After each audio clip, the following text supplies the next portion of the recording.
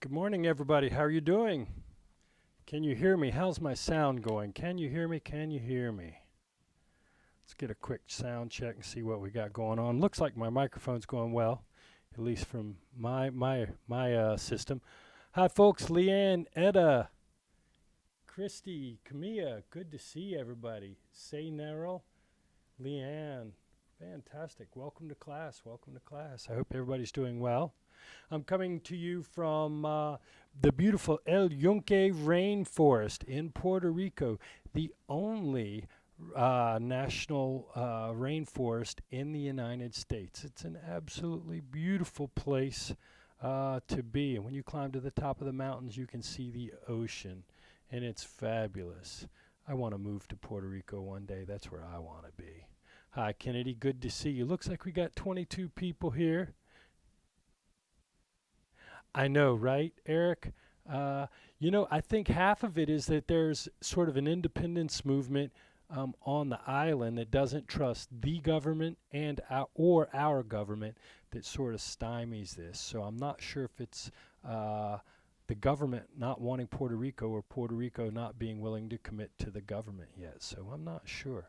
If we have any Puerto Ricans here, I'd be more than happy to listen to your opinion. They want to have their own laws.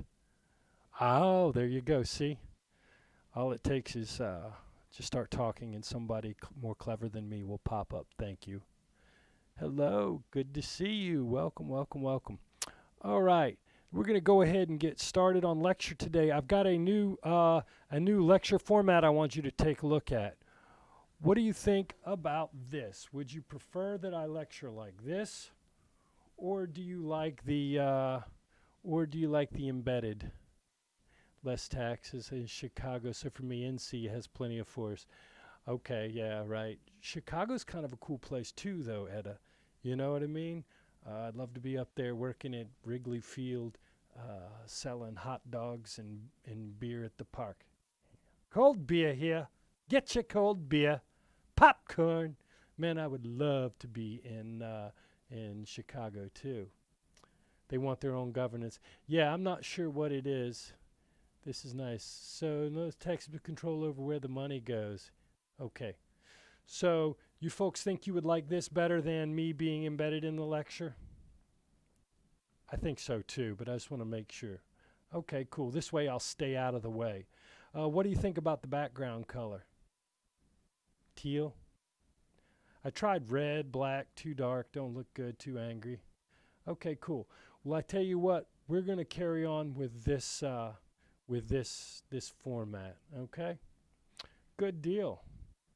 All right. Hey, thanks to everybody for coming to webinar this week. We had 102 out of 196 people, which bizarrely enough is the same number that we had last week. So about 53% of you are choosing to come and interact in the weekly webinars.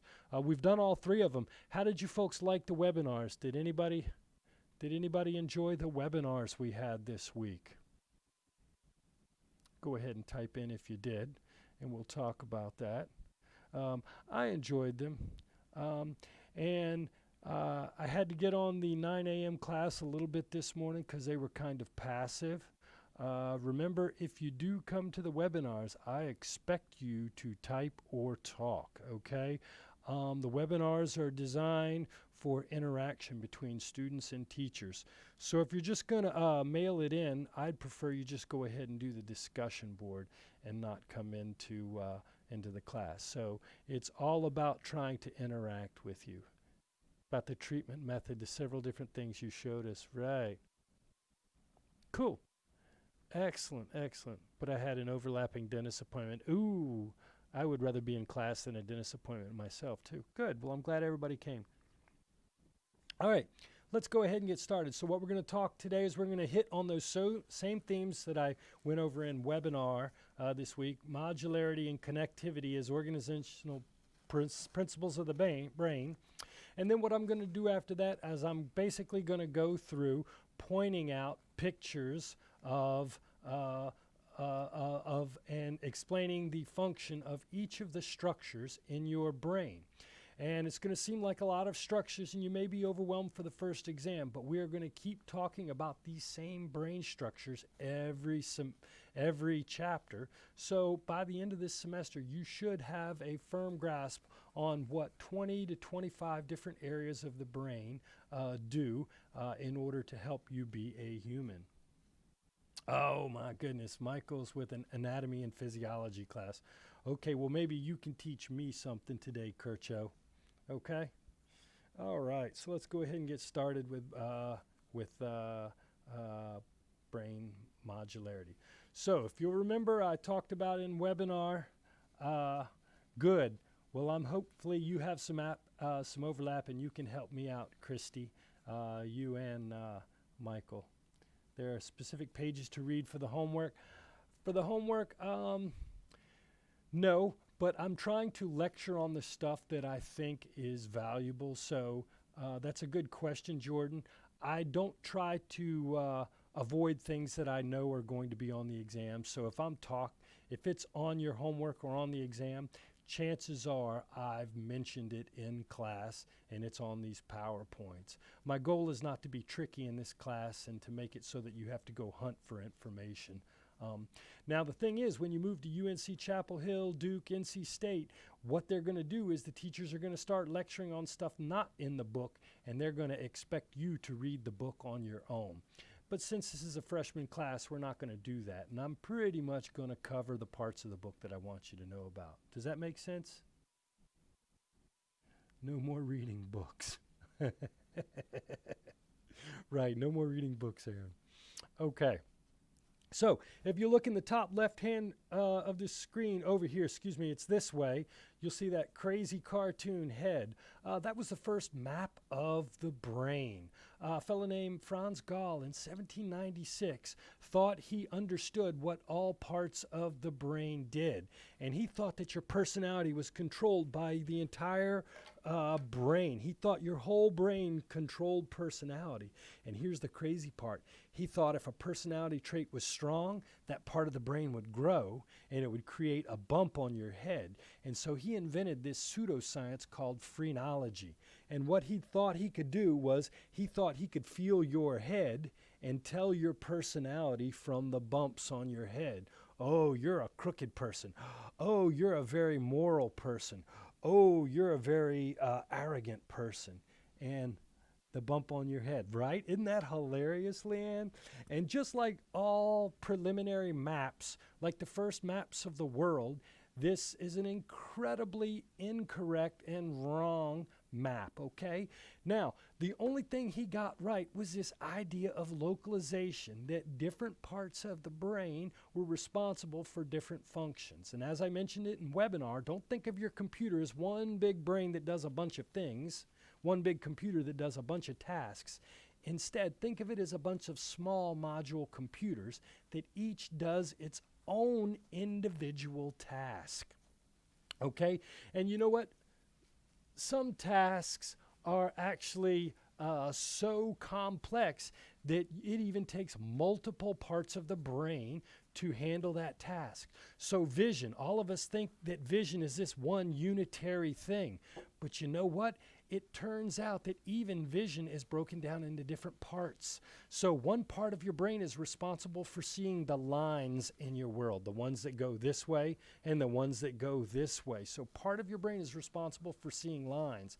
There's another part of your brain that actually sees movement. So bizarrely enough, you can see somebody moving, but you may not actually be aware of seeing them, all right? Or on the other hand, you might see somebody, but when they move, you can't tell that they've moved. And you know what? A different part of your brain is responsible for perceiving the color of objects. And so all of these different modules contribute to this one ability. Yeah, it's really bizarre, Chris, and the amazing thing is what happens when one of these parts becomes damaged, then people develop these really bizarre phenomenon that are hard to explain. So for example, there is a disorder called blind sight. And people who have blind sight can't consciously see objects, but if you ask them to point to where the object is they can't see, they always point to the right spot. So they can't consciously see the object, but they know where it is. Bizarro, right? Oh, wow. That's a good question, Laura. I'm not sure if we see it differently because color is based on wavelength and how we respond to that wavelength. So at the very least, we all know that red is in the shortest wavelengths. I'm not sure if your red exactly looks like mine. I would imagine it does, but that's a good question. Some things that weird. Back in my high school, my best friend would be standing just talking like normal, and within a minute, we would have moved from our original spot. Right? And you know, that's another really interesting concept, Christy, about the brain. A lot of our psychological functioning is below the level of awareness. So a lot of the memories that you have, you don't even really think about them as memories. But you remember how to use a cell phone. You remember how to ride a bike. And you can actually lose one part of your memory, like your conscious memories, and you may have, what is it when you can't remember anything? You get a knock on your head and you have, I can't remember the word. Oh my God. You might have amnesia. I couldn't remember amnesia. That's freaking hilarious. Yeah, you could even have amnesia, but you still remember how to ride a bike because that's processed at a different part of your brain. Color blindness, good question. Color blindness is not a brain defect per se, although I take that back, Kaylin. What we call of congenital or genetic color blindness is actually a problem with the receptors in our eye. We're missing a gene that creates an opsin, which is a chemical in your eye or a protein in your eye that is sensitive to light. So people who are born colorblind, they are actually missing a gene which produces a certain protein in their eye. Now, and so what they do is they see color, but they have a restricted range of colors, so they may not be able to see the difference between red and green.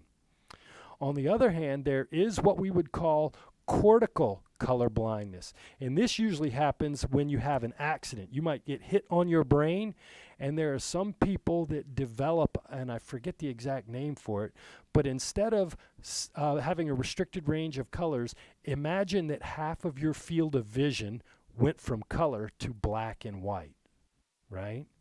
So that's a different way. How do I destroy the part of my brain that causes anxiety?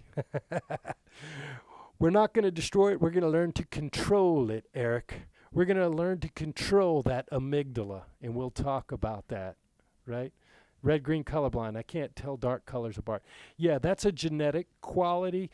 However, you can have brain damage, and then half of your field of vision would go, it's called hemochromatosia. I can't believe I remembered that word, but I can't remember amnesia. So, okay, so my dad's partially colorblind, like orange and yellow look the same to him.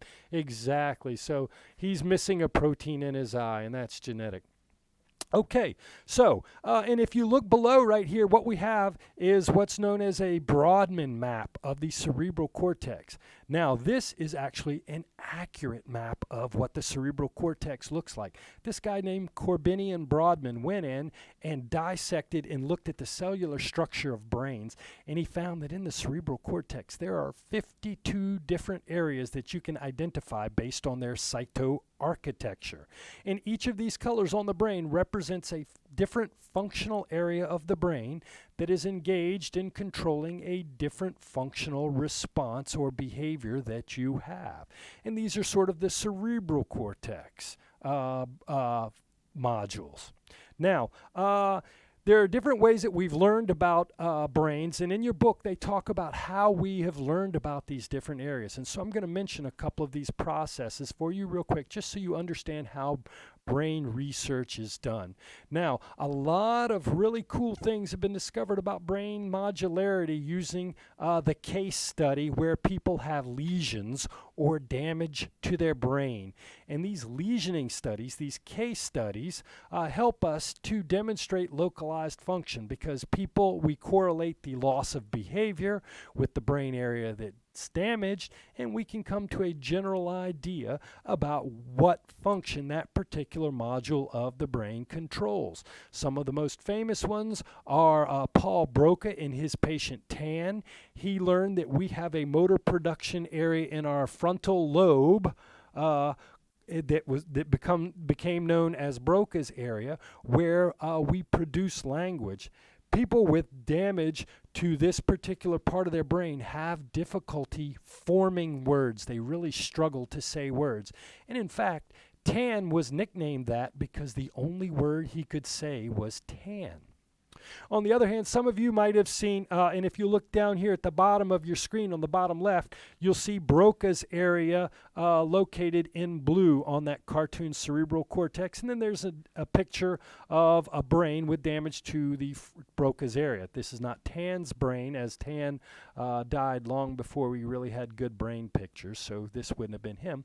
But this is kind of an idea of how we can discover the function of a particular part of a brain. Now, if you look on the image to the right with the red bar going through the skull, that's Phineas Gage. He's the famous patient that allowed us to discover where personality is controlled. Phineas Gage was a railroad worker, and there was an explosion, and a steel rod 3 foot long and 1/2 inch wide was driven up through his brain, just like this picture right here. And it went all the way through his brain, up and out of his brain. Here's the crazy thing. He never lost consciousness. He fell down, but he never passed out. And 3 days later, Leanne, he was up and walking around as if nothing had ever happened, with one exception. His personality completely changed, and he became this arrogant, loudmouth braggart that liked to fight people. Yes, Eric, he is a classic. And you know what? We're also going to talk about HM, the patient who had his hippocampus removed. And after having his hippocampus removed, HM was never able to learn anything new, not a single new fact. And so we discovered that the hippocampus is responsible for processing new memories. Elora Sparks, Phineas Gage's prefrontal cortex was destroyed. Prefrontal cortex. So if you go back to this picture right here, to looking at the front part of the brain, it's that little yellow area right below that green area was destroyed in him, the prefrontal cortex. Somebody I saw mentioned the frontal lobotomy earlier. Frontal lobotomy was a horrible surgical procedure that was used in the early part of the 20th century to control people with schizophrenia. And what they would do is they would stick ice picks up through your eyeballs, and they would poke through your little orbital bone here and push it up into your brain, and they would move them back and forth and actually cut your prefrontal cortex from the rest of your brain. You know, it's weird. They would actually first use shock therapy to knock them out, and then the procedure took about 35 seconds. They would stick it up underneath the eyelid and do that, and then basically after the surgery, the person would just have black eyes for a couple of days. Yes, they did do that to Rose Kennedy. Very good, Mrs. Swider. Fantastic. You are on it. I hate to have commercials for schizophrenia medication. Right. And the bizarre thing is, some of you may see that medicine for schizophrenia and you may say, hey, I have ADD and I take that, or I have another disorder and I take that. And that's the thing. Sometimes the same medicine is used on multiple disorders. Well, whatever you're in, you're probably going to make more money, Aaron, so I don't know if I would be a psych major, but how about be a psych minor? Be a psych minor. Okay, now, I also mentioned to you in lab the idea of connectivity. Now, the gray matter is on the outside covering of your brain, and it's actually in some spots in the middle part of your brain. I think they're called nuclei or ganglia, different parts of your brain. And this is where, yep, there you go, Christy. Good point. And so the gray part of the brain is where I'm going to say it's where the magic happens. And the reason I'm going to say it's where the magic happens is because nobody knows what an elephant actually looks like in brain matter. Nobody actually knows exactly what happens when 2 + 2 = 4 in your brain. We haven't figured that part out yet, but we know that memories and thoughts and knowledge is stored in this gray area. Okay, Spanish and psychology. There you go. Be a multiple learned person, Leanne. That's a great idea. All right, so we've got this gray matter here. Now, gray matter is actually composed of the dendrites and cell bodies of the neurons. Do you remember we were talking about dendrites and cell bodies in class on Tuesday? All right, and these are the connections. These are where neurons connect with one another, and it's the connections that make the magic. All right.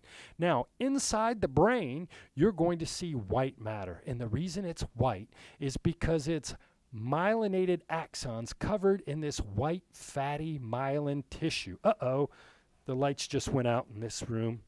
I got to talk to there you go, tech support, and get them to turn these stupid automated lights off. Sorry, I'm back.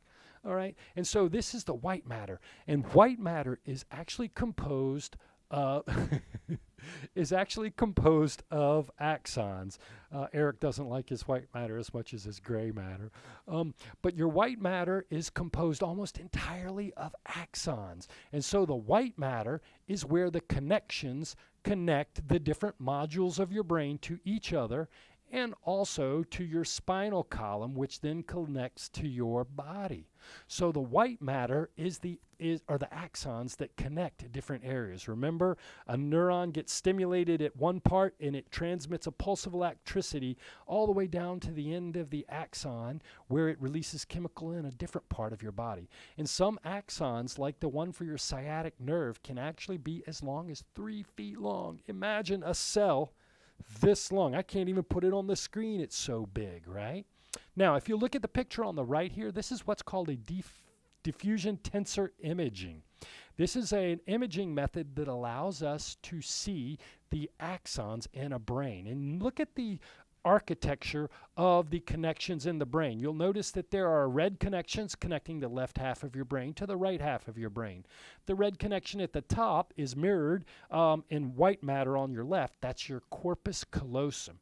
It turns out that your brain is split into 2 halves that don't touch each other except through this corpus callosum. It's a tough band of myelinated axons that connects your left brain with your right brain. Okay. Wow, schizophrenia at 6 is pretty young. Usually it doesn't begin demonstrating until the late teen years. Actually earlier in boys than in females, but 6 is really young to be schizophrenic. Okay, so that's the myelinated axons. But if you look at the bottom of the brainstem, way down at the bottom of this black picture, you'll notice some more red fibers. That's actually a brainstem structure called your pons, which is responsible for coordinating your motor movements and also for sleep and arousal. And you'll notice that your left pons connects to your right pons. But most of the connections between the left and right half of the body brain occur in the corpus callosum. Now, do you see the blue wires that seem to be going from top to bottom?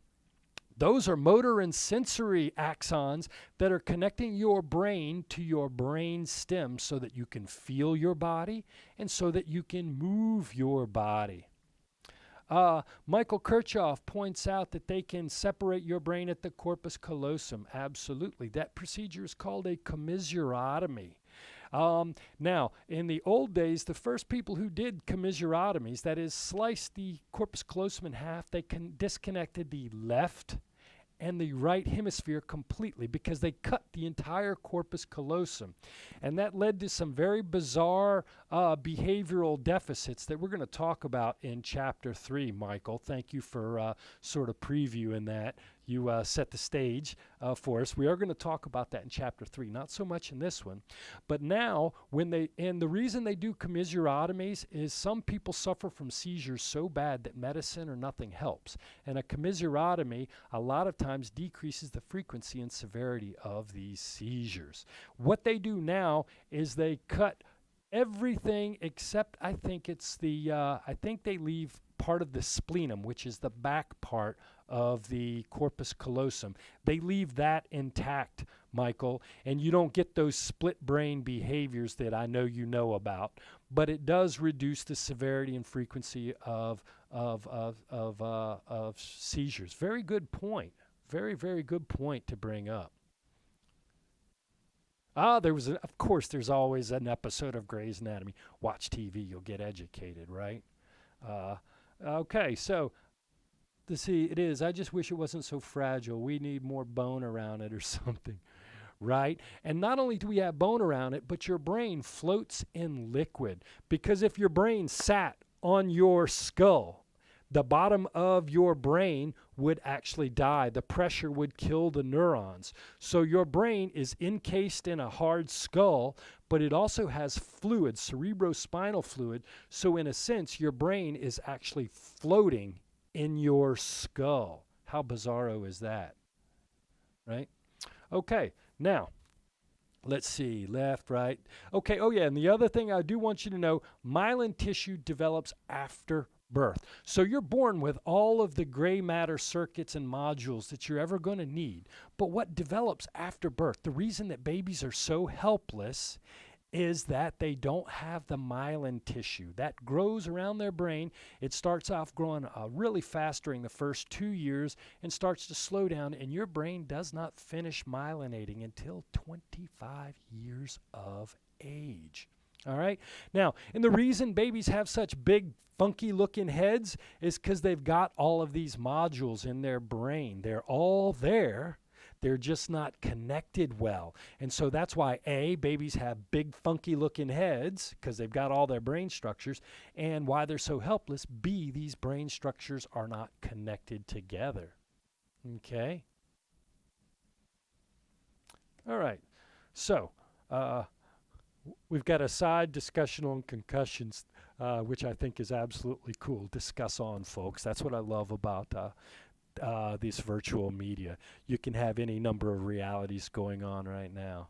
He's baby genius with a huge noggin. Absolutely, man. Your head is a quarter of your body's length at birth. As an adult, your head is 1/8 of your total body's length. So yeah, we have these huge bulbous heads, and your head grows to almost its full size, I think, by your 3rd birthday. So the rest of your body is still growing, but your head's already completely grown by your 3rd birthday. Okay, now what we're going to do is we're going to talk about the different brain structures that you have. And what I'm going to do is I'm going to cover these brain structures by talking about hindbrain structures and forebrain structures that are subcortical, and then we're going to talk about the cerebral cortex. All right, so your brain has evolved different structures over the course of animal history. And the difference between you and a frog is not that your brain is necessarily just bigger, but your brain has more structures in it. Now, as we evolved, we didn't necessarily lose structures, we gained structures. So the same structures that exist in a reptile's brain also exist in your brain too. So we have a reptilian brain that allows us to do things that reptiles do. Your heart beats, so does a reptile's heart. So you have a part of your brain that controls that. You breathe, so and a reptile breathes, so you both have a part of the brain that controls your breathing. You both need to walk around and have and coordinate your movement, so you and a reptile both have that. Does that make sense? And what happens is as we evolved, different brain structures grew, and these brain structures expanded our behavior and made it more complex. And this final structure that we see on top of our head, called a cerebral cortex, that we're going to talk about on the end, is the latest to evolve and allows us the greatest level of flexibility. And in humans, it gives us this thing we call consciousness, the knowledge that we are alive. The only difference between you and a frog is that a frog may not consciously really know it's alive, but you know that you are alive. Okay? Good question about the wrinkles. I think all brains have they have the same basic structural design and the same general organization of wrinkles. I think they do differ individually, the little wrinkles. Now we have these big grooves that separate our brain and our cerebral cortex into 4 lobes, and these grooves are similar for all of us, but individual wrinkles may differ a little bit. Now, my grandma used to say, every time you learn something new, you get a new wrinkle on your brain. This is, in fact, not true.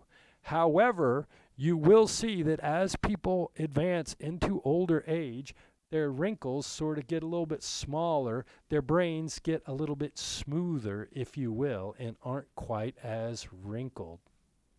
Now, the reason we have the wrinkles, by the way, somebody mentioned that, the reason we have the wrinkles is to increase the surface area of gray matter that can fit in our skull. It turns out if you took a brain out and spread all those wrinkles out, you'd have a piece of paper that was as big as a newspaper page. Think about how big a newspaper page is. And that's a lot of surface area to stick inside your brain. So what happens is these wrinkles allow you to stick more surface area inside a brain. And I will tell you, I've got a mammalian brain site I can send you to. You're going to find that dolphins and whales have brains that are even more wrinkled than human brains. So is it possible that dolphins are smarter than people? Maybe. Ooh, Michaela's touched a human brain before. I have to admit, I have not touched a human brain before, Michaela. Oh, but you know what?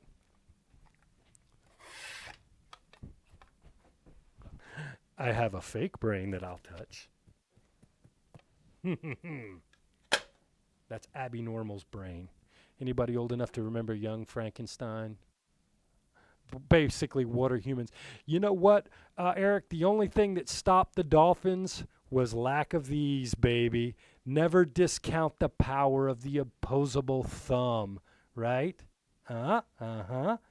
In fact, I've heard that one of the advantages that we have over monkeys, our nearest cousin, is the shape of our hand. Apparently, their thumbs are so far down their wrist that it's hard for them to engage in what we call the pincer grasp, which allows us to be so much more accurate using tools.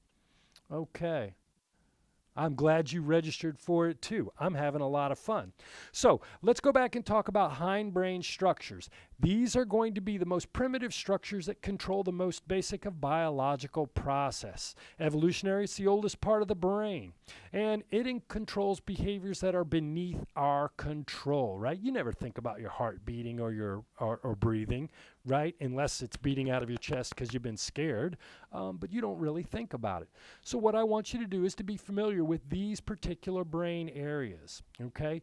So the medulla is responsible for heart rate and breathing.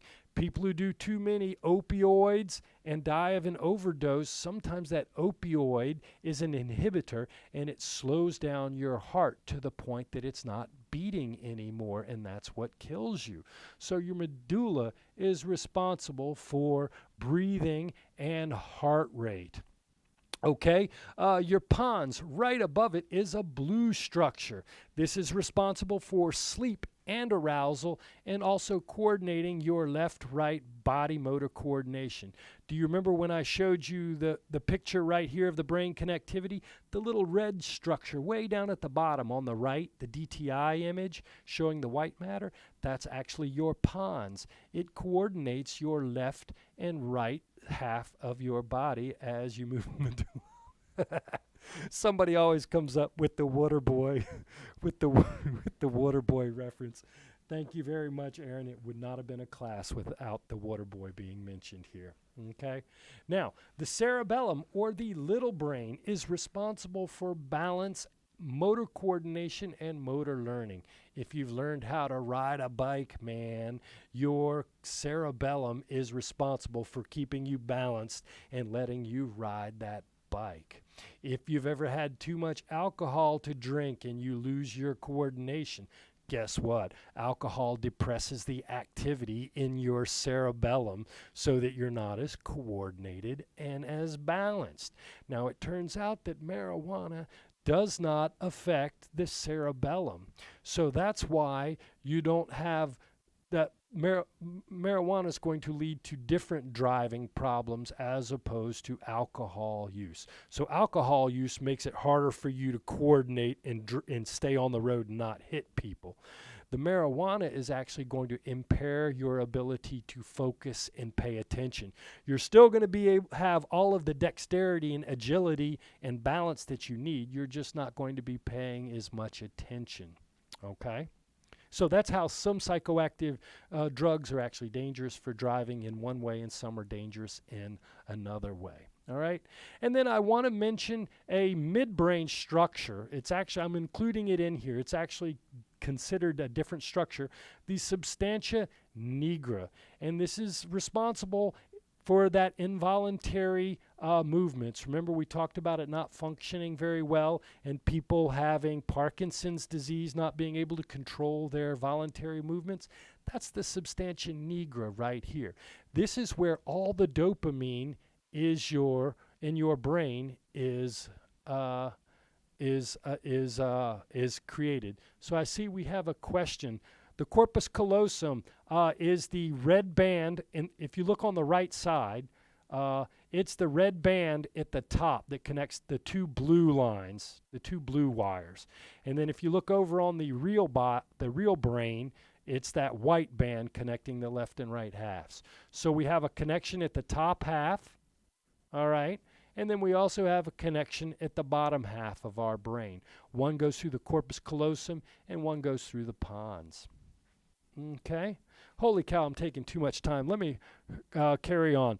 Okay, so the hypothalamus, if you can go to the Betty Ford Center for it, it is controlled by the hypothalamus. All of your motivated behavior is processed by your hypothalamus. Sex, hunger, thirst, all of that's controlled.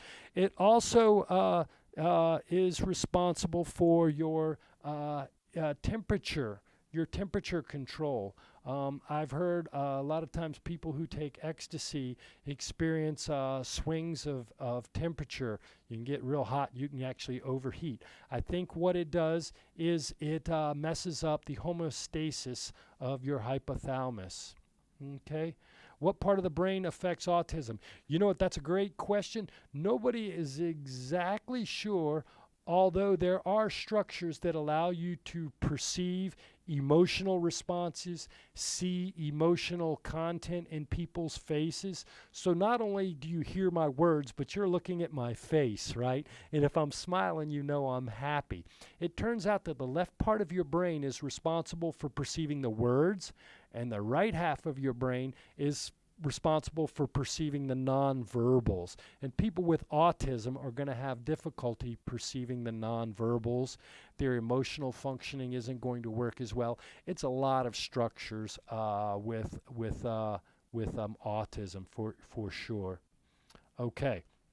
Now, the forebrain structures. Now, we're talking about subcortical structures. These structures are still unconscious and beneath the level of awareness, but they are going to allow you to function in more complex ways. So they're going to control more advanced abilities. Now, the hypothalamus regulates the bodily functions like temperature and motivated behavior, what you want, what you don't want. If you'll notice, the hippocampus and the amygdala are connected. The hippocampus is the part of your brain that allows you to store new memories. It's not stored there, but memories process through there. So if you learned who George Washington was, at one time it had to be processed by your hippocampus. Now the weird thing is, if I destroy the hippocampus, you will remember things that happened before the accident. So you'll still remember George Washington, but I won't be able to teach you anything new. So the hippocampus is responsible for forming memories, but it's not where memories are stored. And you'll notice it's attached to your amygdala, which is your emotional response center.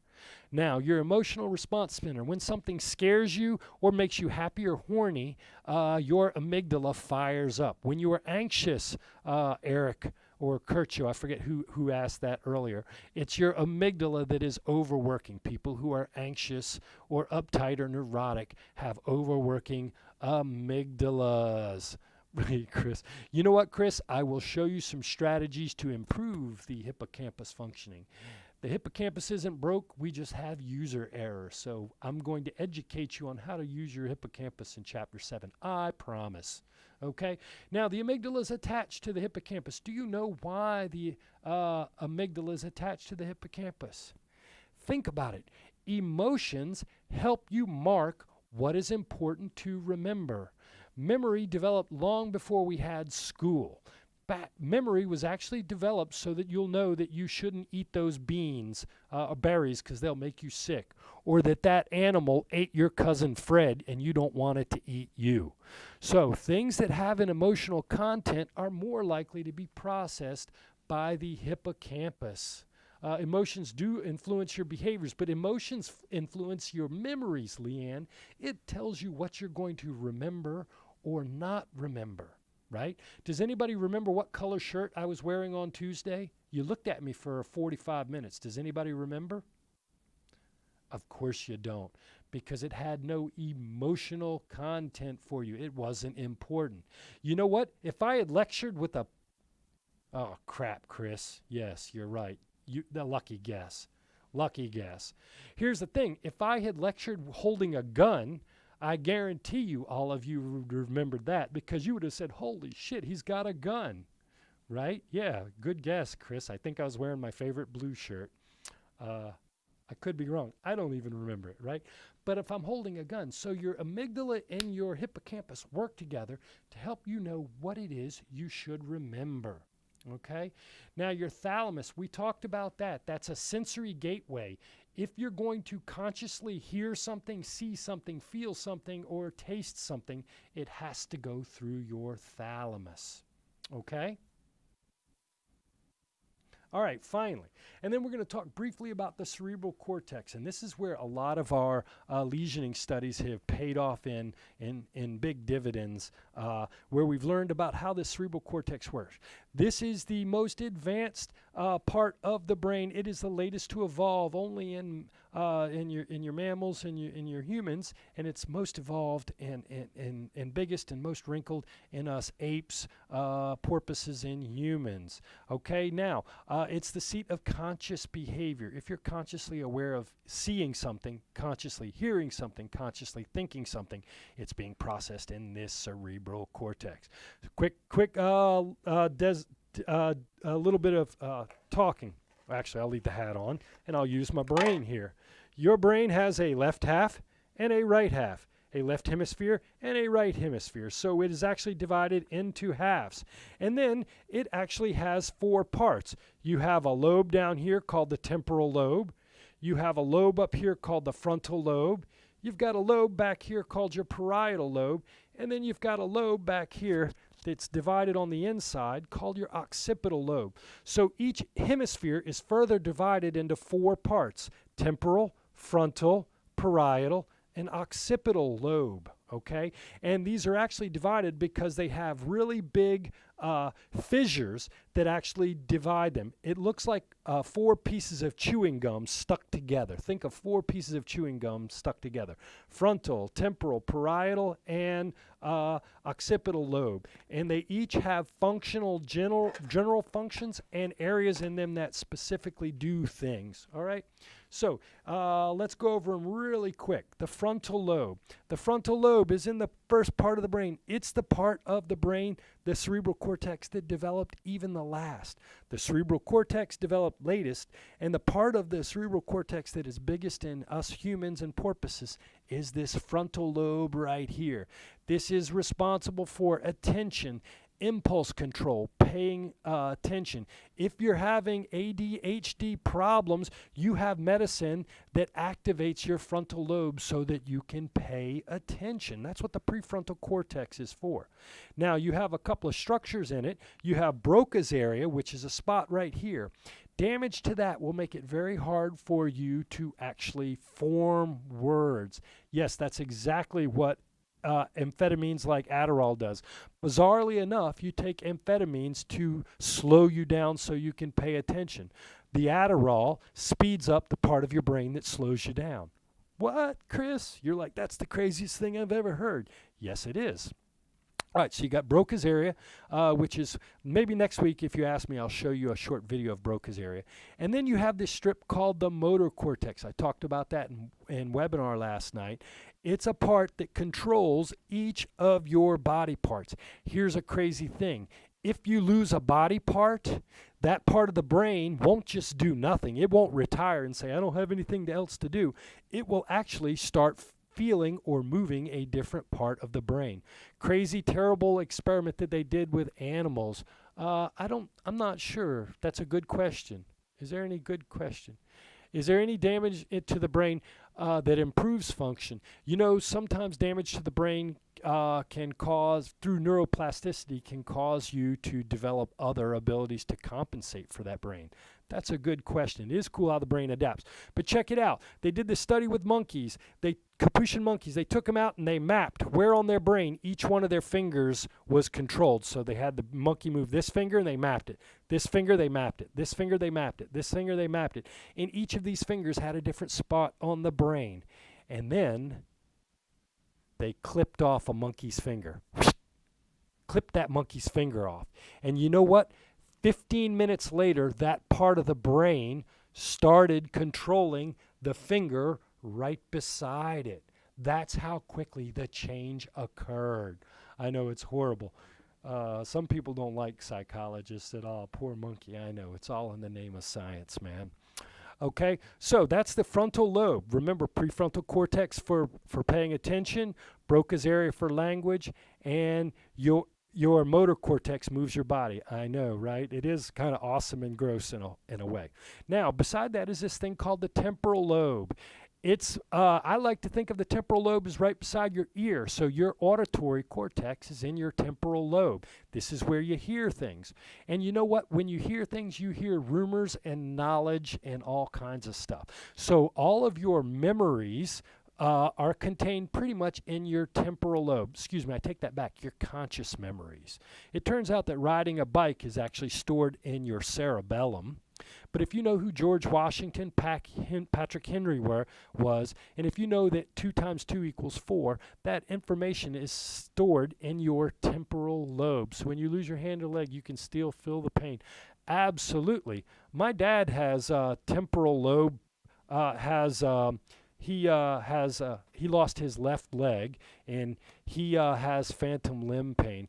Dad, I've actually got him on the line. Dad, do you want to tell people about your phantom limb pain?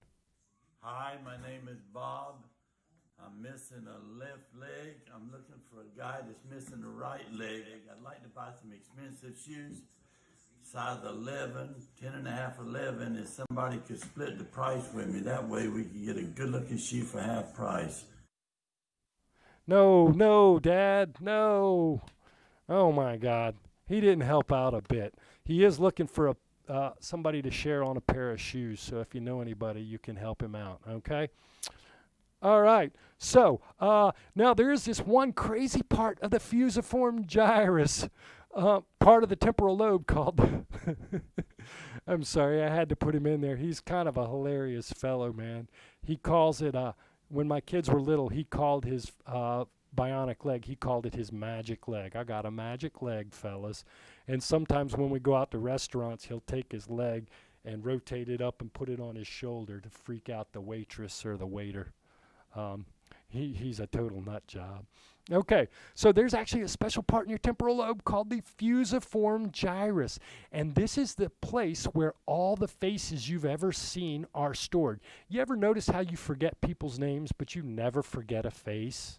You ever notice that?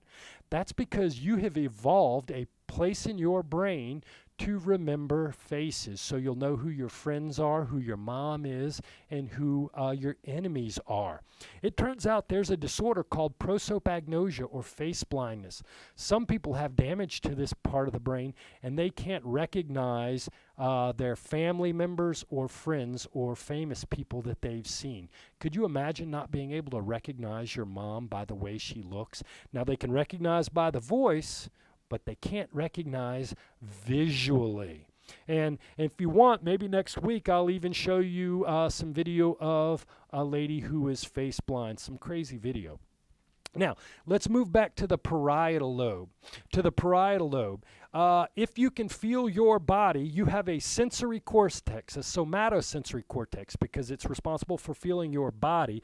A somatosensory cortex, it's located in your parietal lobe, and it basically feels every part of your body that your brain moves. Okay?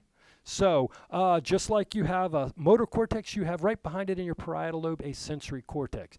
Now, quickly, your parietal cortex also helps you to navigate your world. If you've ever seen anybody throw a football accurately 40 yards or somebody shoot a basketball, how can those people throw a basketball from here 30 feet and have it land in a basket? Dude, that is some amazing calculations that your brain is doing. Your parietal lobe is responsible for that. It gives you a sense of spatial orientation. Everybody out there in TV land right now, I want you to point to where your car is. My car is parked that direction. Where is your car in relation to you right now? I'll bet each and every one of you can point to which direction your car is. That's because your parietal lobe is working. You have a sense of orientation in space. That's what your parietal lobe is for.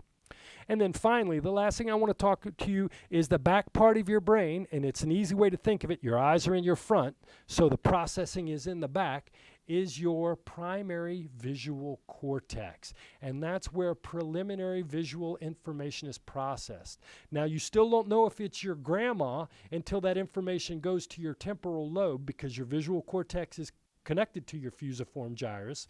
But before you can know it's your grandma, you have to see her shape, her color, and her size. You then send that information to your fusiform gyrus, which says, oh, that's Nana, or oh, that's my crazy dad, right? And so that's where your primary visual processing occurs. Motor and sensory cortex, here you go.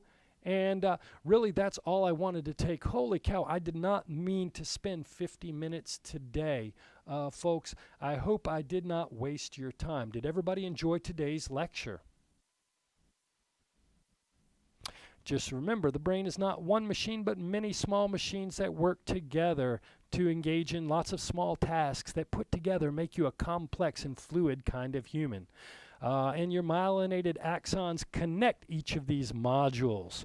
Hindbrain modules do our basic biological stuff, and forebrain structures control the stuff that makes us more human, complex, and flexible. And the cerebral cortex is where things go when we are consciously aware of things.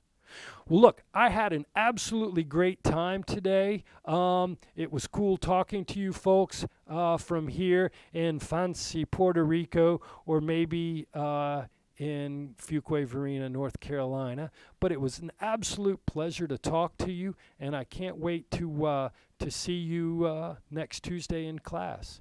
If you don't have any questions for me, I'm going to let you go. Take care.